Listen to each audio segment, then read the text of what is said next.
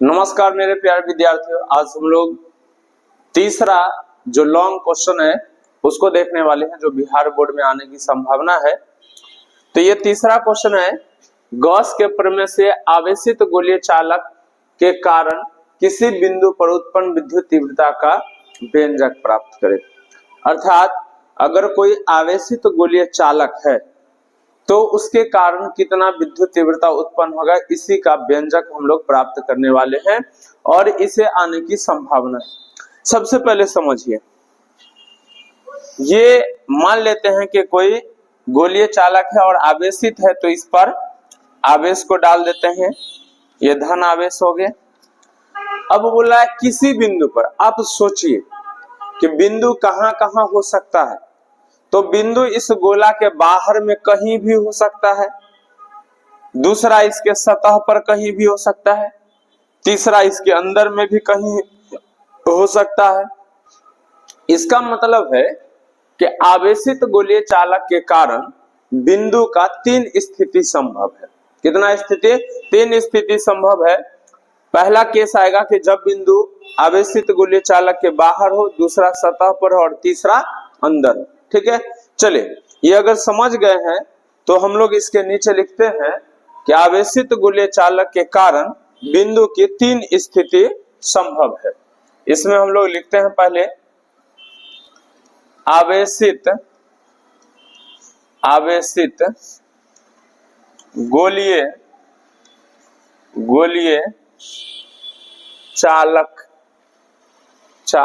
बिंदु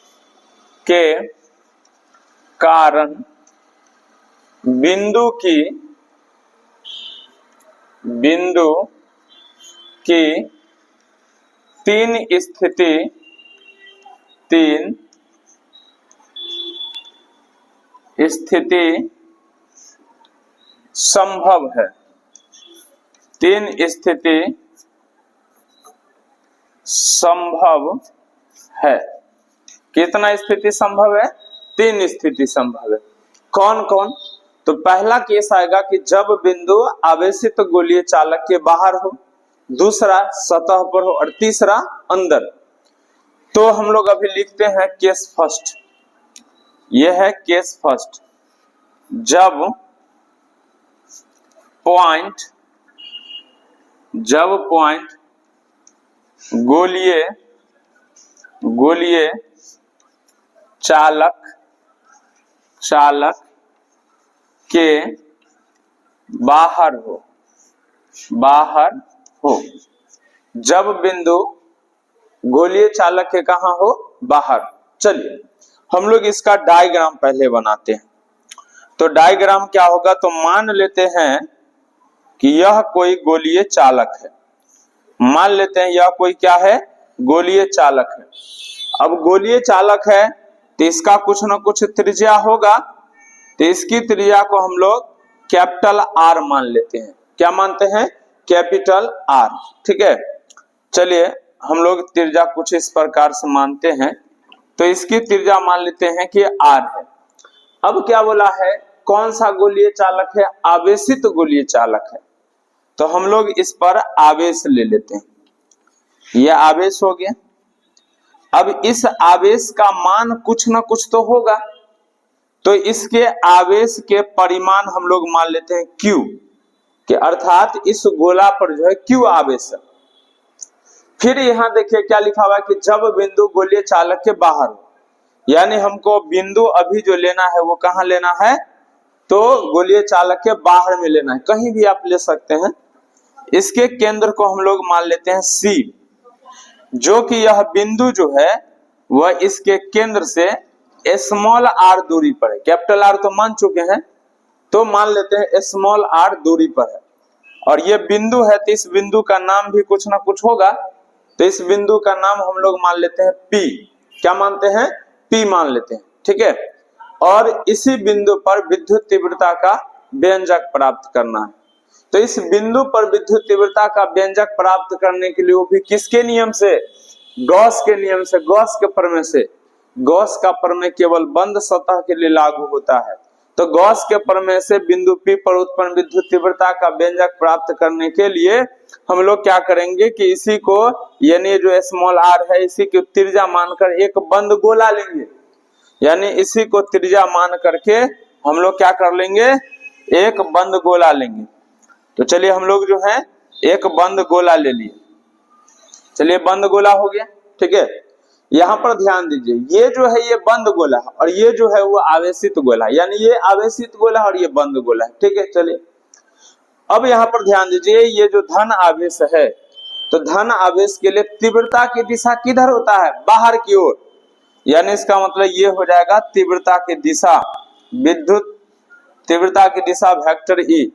और क्षेत्रफल सदिश की दिशा हम आप लोगों को बता चुके हैं कि क्षेत्रफल सदिश की दिशा सतह पर लंबवत होता है, तो इस पर लंब डालेंगे तो उधर ही आएगा ना, तो ये हो जाएगा क्षेत्रफल सदिश की दिशा, अर्थात ये हो जाएगा वेक्टर ds। दोनों का दिशा समान है तो थीटा का वैल्यू 0 डिग्री, जो कि हम आप लोगों को पहले ही बता चुके हैं। और ये पूरे के पूरे एक ही सतह है, इसलिए इसमें एक ही एंगल बनेगा। पिछले क्लास में जो अनंत लंबाई के आवेशित चालक तार देखे थे उसमें 3 सतह था, इसीलिए 3 गो एंगल बना था, जबकि यहाँ एक ही सतह इसलिए एक ही एंगल बनेगा। ये चित्र बनकर कंप्लीट हो चुका है। अगर हम भाषा की चर्चा करें तो भाषा क्या होगा समझिए, भाषा होगा कि माना कि आर त्रिज्या वाला, कौन आर, कैपिटल आर, माना कि आर त्रिज्या वाला एक आवेशित गोलीय चालक है, माना कि आर त्रिज्या वाला एक आवेशित गोलीय चालक है जिस पर Q आवेश उपस्थित है। इसके केंद्र C से R दूरी पर इसके बाहर एक बिंदु P है जहां विद्युत तीव्रता का व्यंजक प्राप्त करना है। बिंदु P पर उत्पन्न विद्युत तीव्रता का व्यंजक प्राप्त करने के लिए R त्रिज्या वाला, कौन R, स्मॉल r त्रिज्या वाला एक बंद गोला लेते हैं। चलिए इस भाषा को हम लोग पहले लिख लेते हैं। भाषा क्या होगा, इस चित्र के नीचे आप लोगों को लिखना है, हम यहाँ लिखते हैं। तो ये भाषा हो जाएगा माना कि आर त्रिज्या, कैपिटल आर त्रिज्या वाला एक आवेशित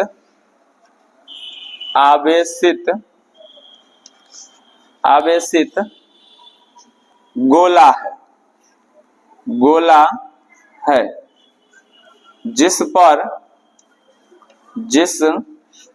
पर Q आवेश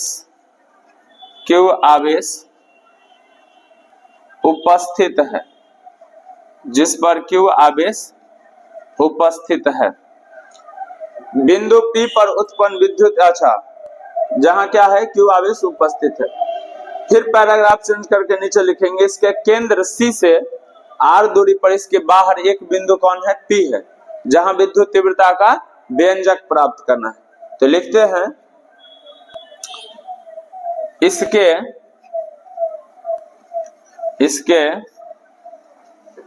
केंद्र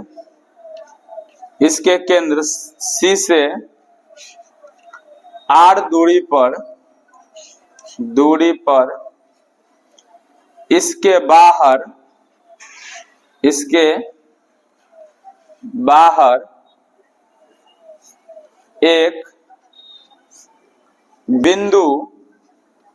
एक बिंदु P है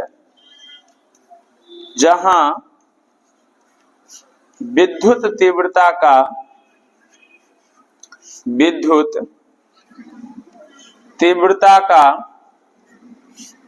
तीव्रता का व्यंजक प्राप्त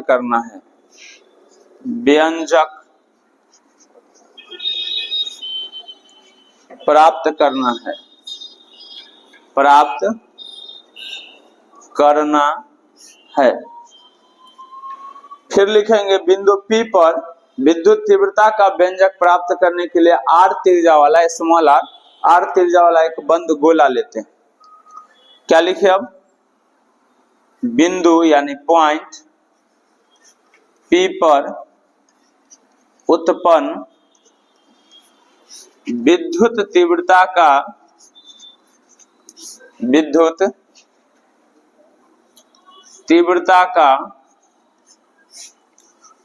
व्यंजक प्राप्त करने के लिए व्यंजक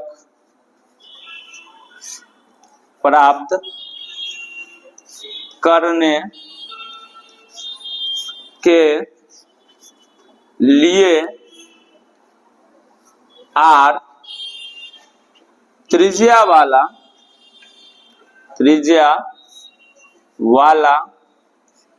एक बंद गोला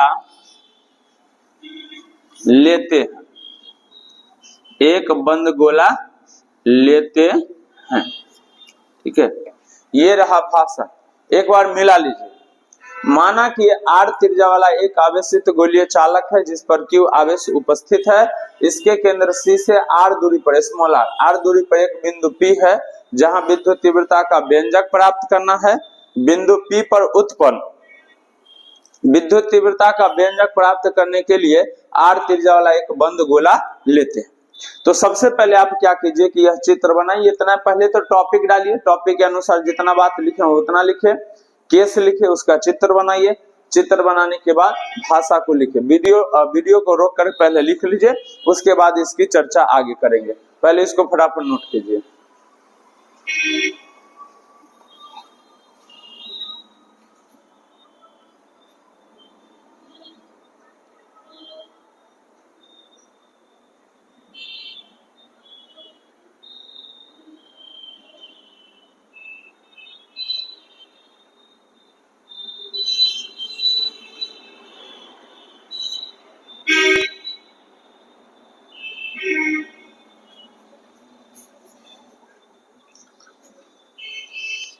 चलिए, इसको लिख लिए हैं, तब हम आगे चलते हैं। इसको इरेज कर लेते हैं पहले।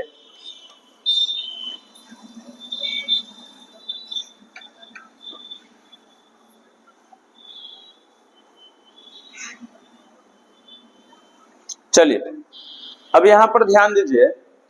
अगर हम आपसे पूछे कि बंद गोला के अंदर कितना आवेश उपस्थित है, तो बंद गोला कौन है? बाहर वाला। तो इसके अंदर कितना आवेश है? Q। अर्थात अगर हम यहां पर लिखे बंद गोला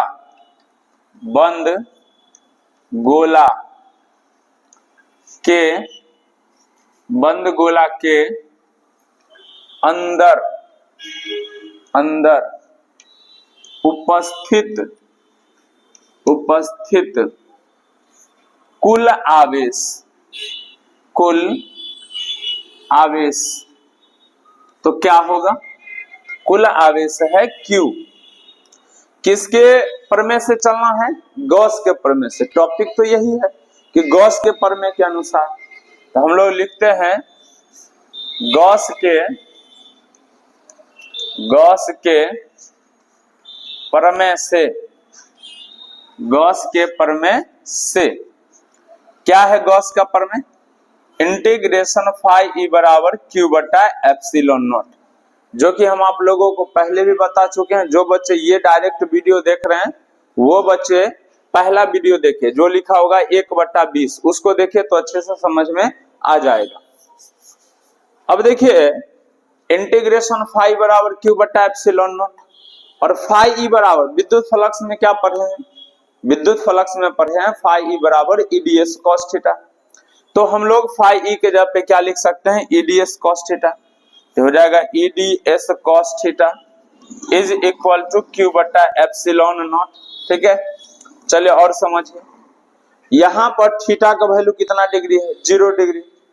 यानी इसका मतलब integration EDS cos 0 degree is equal to Q बटा एप्सिलॉन नॉट।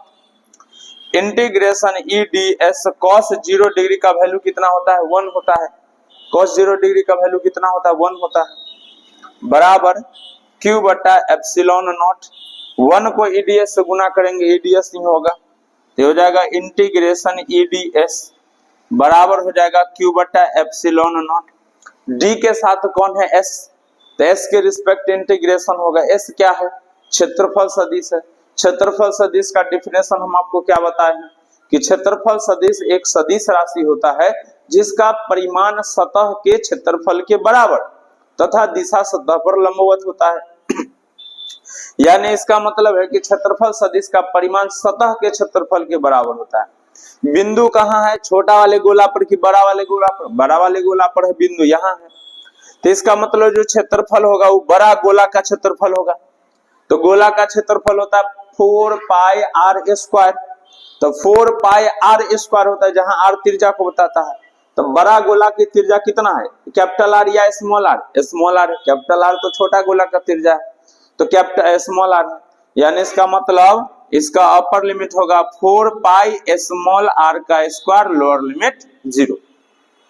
डी के साथ एस के रिस्पेक्ट हो रहा है, तो एस को छोड़कर बाकी कांस्टेंट को बाहर, इसमें कौन कांस्टेंट हो जाएगा, ई कांस्टेंट हो जाएगा। तो ई को हम बाहर करेंगे तो हो जाएगा E integration D S upper limit 4 pi R square lower limit 0 बराबर क्यू बटा एप्सिलॉन नॉट। कल के क्लास में भी बताए थे इंटीग्रेशन डी एस बराबर क्या होता है, एस। चूंकि इंटीग्रेशन डी एक्स बराबर एक्स होता है, तो इंटीग्रेशन डी एस के जगह पे क्या हो जाएगा, एस हो जाएगा। तो हो जाएगा एस अपर लिमिट हो गया 4 pi R square lower limit 0 बराबर क्यू बटा एप्सिलॉन नॉट।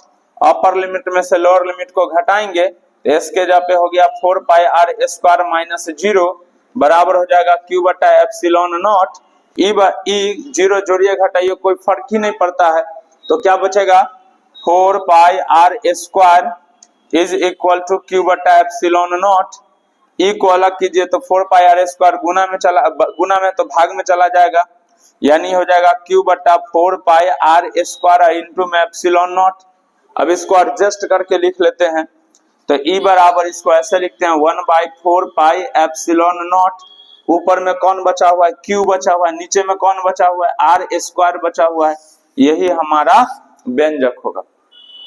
यानी जब बिंदु आवेशित गोलीय चालक के बाहर होगा तो विद्युत तीव्रता का जो वैल्यू है वो क्या होगा, ई बराबर 1/4 pi epsilon not into Q बटा आर स्क्वायर, जहां आर जो है वह इसके केंद्र से, आवेशित गोलीय चालक के केंद्र से बिंदु के बीच के दूरी को बताएगा, और Q जो है उस आवेशित गोलीय चालक पर उपस्थित आवेश को बताएगा। अब देखो यहाँ पे बट्टा में आया है R, यानी इसका मतलब है कि दूरी बढ़ेगा तो तीव्रता घटेगा, यानी गोला से जितना ज्यादा दूर बिंदु होगा तीव्रता उतना कम होगा, और बिंदु जितना गोला के निकट होगा उतना तीव्रता अधिक होगा। उसके बाद जो है जित आवेश जो है वो बट्टा के ऊपर है, यानी समानुपाती, यानी गोला पर जितना ज्यादा आवेश होगा तीव्रता उतना ही ज्यादा होगा, और जितना कम आवेश होगा उतना तीव्रता कम होगा। यानी हम लोग कह सकते हैं कि आवेशित गोलीय चालक के कारण उत्पन्न विद्युत तीव्रता का मान आवेशित गोलीय चालक के केंद्र और बिंदु के बीच के दूरी के वर्ग के व्युत्क्रमानुपाती होता है। और दूसरा पॉइंट में हम लोग कह सकते हैं कि आवेशित गोलीय चालक के कारण उत्पन्न विद्युत तीव्रता का मान आवेशित गोलीय चालक पर उपस्थित आवेश के समानुपाती होता है, अर्थात ई समानुपाती Q। हम एक बार रिपीट कर रहे हैं, चाहे तो आप इसके बाद लिख सकते हैं, लेकिन अभी मत लिखिएगा, क्योंकि इसमें अभी केस फर्स्ट ही देखेंगे, केस सेकंड और केस थर्ड दोनों देखेंगे, उसके बाद हम नोट में लिखाएंगे। ठीक है, तो पहले आप लोग इसको फटाफट नोट कर लीजिए, उसके बाद हम केस 2 को बताएंगे।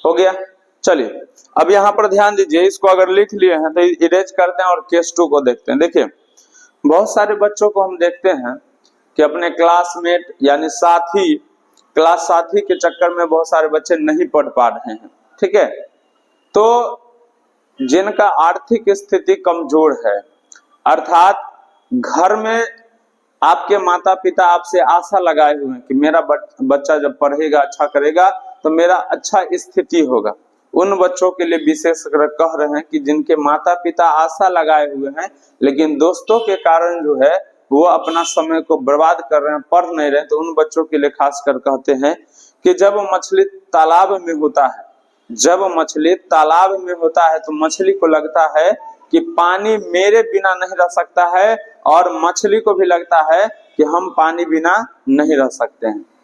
लेकिन वो वास्तविकता तो तब आता है कि कौन किसके बिना रह सकता है या नहीं रह सकता है, जब पानी में जाल फेंकाता है। जब जाल को धीरे धीरे खींचा जाता है तो जब पानी को लगता है कि अब हम इसमें फंसने वाले हैं, तो जाली से पानी निकल जाता है और बेचारा मछली अकेले फंस जाता है।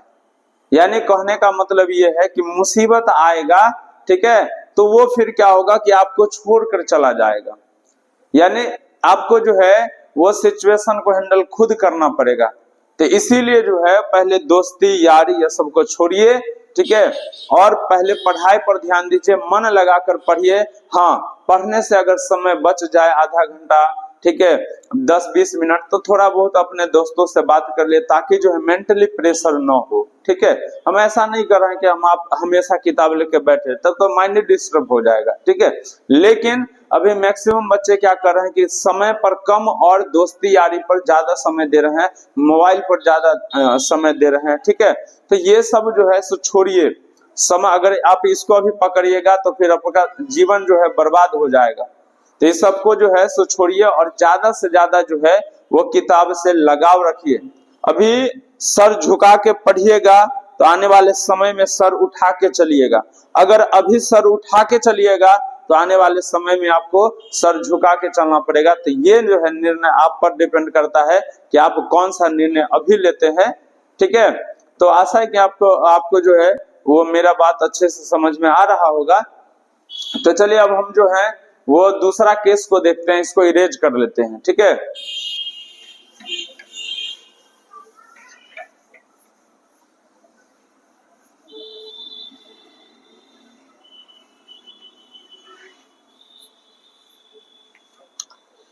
ये है केस 2, ये है केस 2।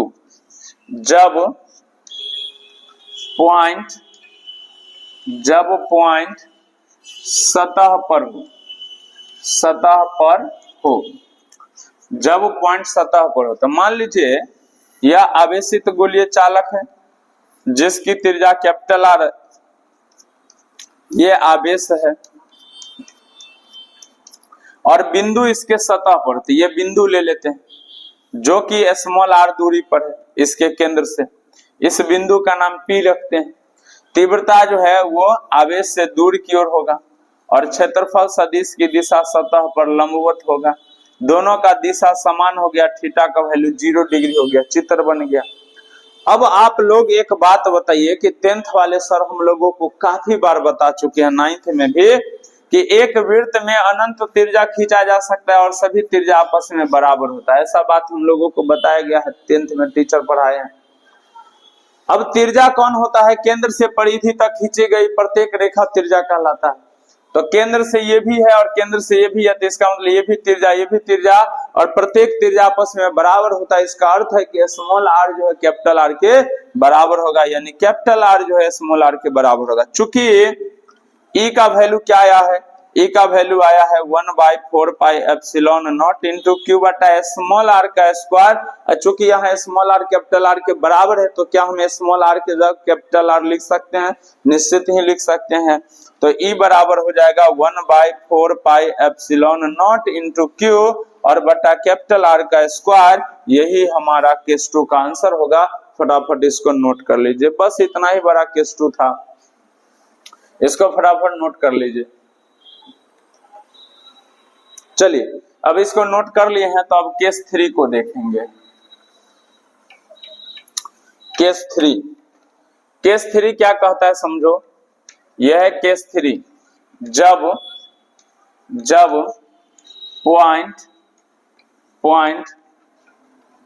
गोलीय चालक के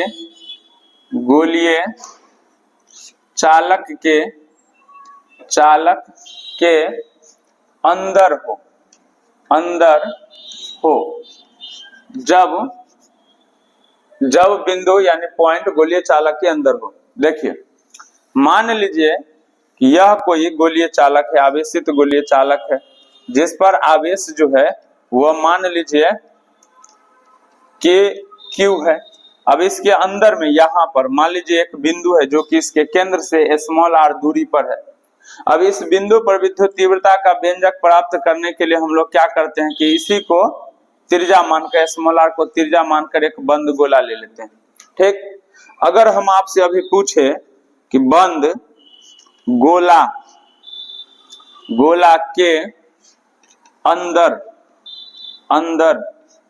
कुल आवेश, कुल आवेश कितना है, यानी Q जो है वो कितना है, कुल आवेश Q बराबर कितना। तो बंद गोला कौन है, बाहर वाला तो आवेशित गोला है, बंद गोला कौन है, अंदर वाला। और ये बंद गोला के अंदर में कितना आवेश है, तो इस बंद गोला के अंदर में आवेश नहीं है, और मैथ के भाषा में नहीं को जीरो कहते हैं, मतलब कुल आवेश है जीरो। अब देखो एक बार फिर से समझ लो, आवेशित गोलीय कौन है, बाहर वाला जिस पर आवेश है। बंद गोला कौन है, अंदर वाला। अब अंदर वाला के अंदर में कितना आवेश है, तो अंदर वाले के अंदर में आवेश है कहाँ, यानी आवेश नहीं है, यानी आवेश का वैल्यू शून्य है। चूंकि हम लोगों को तीव्रता E बराबर फॉर्मूला आया है 1/4 pi epsilon not into Q बटा स्मॉल r का स्क्वायर। अब Q का वैल्यू कितना है, जीरो, तो E बराबर हो जाएगा 1/4 pi epsilon not into Q के जगह पे जीरो बटा r स्क्वायर, जीरो से गुना करेंगे एक में जीरो हो जाएगा, अर्थात E बराबर हो जाएगा 0/4 pi epsilon not into r square. Zero में किसी भी चीज से भाग दीजिए जीरो होगा, यानी विद्युत तीव्रता का वैल्यू आया जीरो। और ये सबसे इंपॉर्टेंट जो है ऑब्जेक्टिव में पूछा जाता है कि आवेशित गोलीय चालक के अंदर विद्युत तीव्रता का मान कितना होता है, तो याद रखिएगा कि आवेशित गोलीय चालक के अंदर विद्युत तीव्रता का मान शून्य होता है। ठीक है, तो चलिए इसको पहले नोट कर लीजिए, उसके बाद हम आप लोगों को नोट में लिखाएंगे। चलिए इसको लिख लिए हैं, तो आप लोग जो है सबसे पहला लिखे नोट फर्स्ट, नोट फर्स्ट लिखिए, आवेशित गोलीय चालक के कारण उत्पन्न, आवेशित गोलीय चालक के कारण उत्पन्न विद्युत तीव्रता का मान, विद्युत तीव्रता का मान, विद्युत तीव्रता का मान, विद्युत तीव्रता का मान गोला के केंद्र से, गोला के केंद्र से बिंदु के बीच के दूरी के, बिंदु के बीच के दूरी के वर्ग के व्युत्क्रमानुपाती होता है, वर्ग के व्युत्क्रमानुपाती होता है, अर्थात E समानुपाती 1/r स्क्वायर, अर्थात E समानुपाती 1/r स्क्वायर। चलिए अब लिख लिया तो नोट दूसरा लिखे, दूसरा नोट लिखे आवेशित गोलीय चालक के कारण, आवेशित गोलीय चालक के कारण उत्पन्न विद्युत तीव्रता का मान, विद्युत तीव्रता का मान, विद्युत तीव्रता का मान आवेश के समानुपाती होता है, आवेश के समानुपाती होता है, अर्थात E समानुपाती Q, अर्थात E समानुपाती Q हो गया। तीसरा नोट लिखिए, तीसरा नोट लिखिए, तीसरा नोट लिखिए आवेशित गोलीय चालक के अंदर, आवेशित गोलीय चालक के अंदर विद्युत तीव्रता का मान शून्य होता है, आवेशित गोलीय चालक के अंदर विद्युत तीव्रता का मान शून्य होता है। ये तीनों नोट में सबसे ज्यादा इंपॉर्टेंट यही है, इसे पूछने का चांस ज्यादा रहता है, ऑब्जेक्टिव में पूछता है, जो कि हम आप लोगों को जो ऑब्जेक्टिव का प्रैक्टिस कराएंगे तो हम बताएंगे ही, लेकिन ध्यान रखिएगा तो ज्यादा अच्छा रहेगा। ठीक है, अब आप लोग बताइए कि ये व्यंजक को समझने में कोई दिक्कत है क्या, कोई दिक्कत है क्या? चलिए नहीं दिक्कत है तब यहाँ पर ध्यान दीजिए, आप लोगों के मन में प्रश्न आ रहा होगा कि सर ये तीनों केस पूछता है क्या? तो देखिए अगर आपको बोल देगा कि आवेशित गोलीय चालक के कारण उत्पन्न विद्युत तीव्रता का व्यंजक प्राप्त करे, तो उस स्थिति में आपको तीनों केस प्रूफ करना होगा। लेकिन कभी कभी एग्जाम में जो है डिमांड कर देता है कि जब बिंदु आवेशित गोलीय चालक के बाहर हो, यानी इसका मतलब आपको सिर्फ केस फर्स्ट ही प्रूफ करना है। ठीक है, यानी सिर्फ केस फर्स्ट में जो बताए हैं बस उतना ही लिखना है। तो अगर बोलेगा क्वेश्चन में कि बिंदु आवेशित गोलीय चालक के बाहर जो है विद्युत तीव्रता का व्यंजक प्राप्त करे, तब सिर्फ केस 1 जो है प्रूफ करके छोड़ दीजिएगा। लेकिन अगर यह बाहर न बोले, सिर्फ बोल दे आवेशित गोलीय चालक के कारण उत्पन्न विद्युत तीव्रता का व्यंजक प्राप्त करे, तो उस स्थिति में तीनों आपको केस प्रूफ करना होगा। ठीक है, तो आशा है कि आप लोगों को अच्छे से समझ में आ रहा होगा। देखिए ईमानदारी से प्रैक्टिस करते रहिए, बेहतरीन रिजल्ट आएगा, इस बात की गारंटी है। ठीक है, ये तीसरा जो है, तीसरा क्वेश्चन का प्रैक्टिस हम लोग आज कर लिए, चौथे क्वेश्चन को आज करेंगे। हम आप लोगों को मात्र जो है 20 क्वेश्चन को बताएंगे और इसी को बार बार प्रैक्टिस करना है। ठीक है, और उसी में से 6 क्वेश्चन पूछा जाएगा, जो जिसमें से हमें मात्र 3 क्वेश्चन को बनाना है। फिर हम आप लोगों को वो जो है ऑब्जेक्टिव तैयारी कराना चालू करेंगे, फिर शॉर्ट टाइप क्वेश्चन का तैयारी कराना चालू करेंगे। तो धीरे धीरे धीरे धीरे हम लोग अच्छे तैयारी कर लेंगे। ठीक है, आप लगातार मेरे साथ जुड़े रहिए और ईमानदारी से पढ़ते रहिए। ठीक है, तो चलिए, तो समझ में आ गया। तो चलिए आज के लिए रहने देते हैं और फिर मिलते हैं अगले क्लास में। जय हिंद।